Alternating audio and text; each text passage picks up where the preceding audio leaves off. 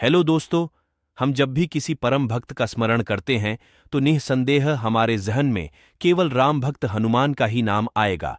परंतु श्री हनुमान जी का यह मानना है कि कोई और भी है इस संसार में जो उनसे भी बड्ढे राम भक्त हैं। अब आप भी सोच रहे होंगे कि आखिर कौन है वो भगवान के परम भक्त जिन्हें बजरंगबली खुद से भी बड्ढा राम भक्त मानते हैं। राम जी मानते हैं हनुमान जी को अपना परम भक्त।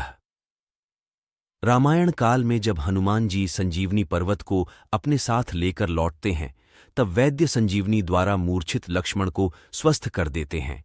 उसके बाद भगवान श्री राम हनुमान जी की प्रशंसा करते हुए गौरवान्वित महसूस करते हैं और कहते हैं कि अगर इस जगत में कोई मेरा प्रिय परम भक्त है तो वो केवल तुम ही। परंतु हनुमान जी श्री राम के इस कथन में हामी नहीं भरते। वह कहते हैं कि प्रभु, मैं आपका परम भक्त नहीं हूं। मैं भी पहले यही सोचता था कि मैं ही आपका परम भक्त हूं, परंतु अब मेरी मूर्छा टूट गई है। मुझे ये झांत हो गया है कि इस संसार में मुझसे भी बड्ढा कोई आपका भक्त हो सकता है। श्री राम रह गए आश्चर्यचकिता। श्री राम ने आश्चर्यचकित स्वर में पूछा, ये तुम क्या कह रहे हो?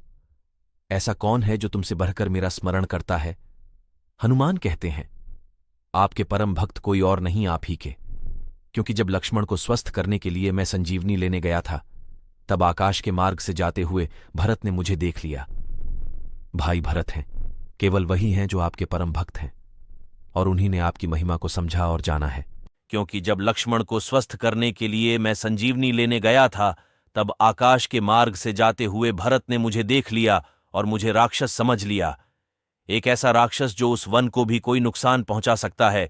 उन्होंने मुझे देखते ही मुझे अपने बाण से घायल कर दिया और मैं धरती पर आकर गिर गया। यह देखकर भी कि मैं घायल हो चुका हूं, भरत ने न वैद्य को न ही संजीवनी मंगाई, केवल हाथ जोड़कर कहने लगे, जौ मोरे मन बच अरु काया, तो कपि हो बिगत श्रम सूला, जौ मोह पर रघुपति अनुकूला। सुनत बचन उठी बैठ कपिसा, कही जय जयति कोसलाधीसा, प्रीति राम पद कमल अमाया। अर्थात यदि मेरा श्री राम के चरणों में वचन, कर्म और शरीर से निष्कपट प्रेम है तो प्रभु मुझ पर प्रसन्न होकर इस वानर की पीढ़ा व थकावट को दूर करें। भरत का यह कथन सुनते ही मैं आपकी जय जयकार करने लगा और उठ खडीडी दाखा हुआ। मैं आपकी भक्ति करता हूं, परंतु आपके नाम पर भरत जैसा विश्वास नहीं करता, क्योंकि अगर मैं विश्वास करता तो संजीवनी लेने जाता ही क्यों, केवल आपका नाम लेता और सब कुछ ठीक हो जाता। जब मुझे बाण लगा तो मैं तो गिर गया, परंतु पर्वत नहीं गिरा, क्योंकि उस पर्वत को मैंने नहीं, स्वयं आपने उठाया हुआ था। हनुमान ने कहा, प्रभु, आपके पास भी ऐसा बाण नहीं है जैसा बाण भरत के पास है। जब आपने अपना बाण सुबाहु मारीच को मारा था तो वह बहुत दूर जाकर गिरा था, परंतु भरत के बाण से तो मैं आपके और समीप आ गया।